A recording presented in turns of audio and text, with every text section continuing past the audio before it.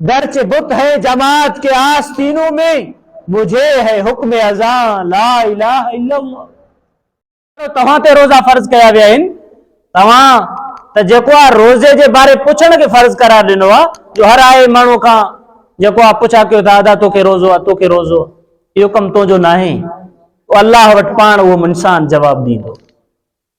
जेकॾहिं 11 महीना तुंहिंजे पाड़े वारो आहे बुख ते गुज़ारे, तूं उन खां इहा ॻाल्हि न पुछियो, इन खां कॾहिं इहो सवाल न कई त भाउ बेख़बर घर में कुझु आहे तो वटि खाइण पीअण लाइ, पर रमज़ान शरीफ़ महीने में जेको आहे रोज़े लाइ तूं उन खां पुछे थो, त पोइ तोखे पंहिंजे अंदर जे इंसान खां सवाल करणु खपे त 11 महीना बुख ते उन गुज़ारिया, उन खां मां सवाल न कयुमि। अॼु रमज़ान शरीफ़ जा रोज़ा आहिनि त मां कहिड़े मुंहं सां उन खां सवाल कयां दादा तूं रोज़ो रखियो आहे या न।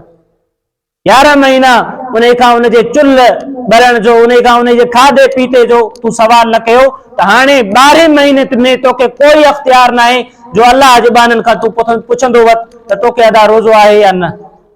रोज़ो रखी त हाणे तोखे घुर्जे त इख़लास सचाई पंहिंजे अंदर में पैदा कर। रोज़ो छाजे करे आहे? अल्लाह तबारक व तआला उन जो जवाब ॾिए थो पियो, लालकुम तत्तकून, तांजो तव्हां परहेज़गार बणिजो।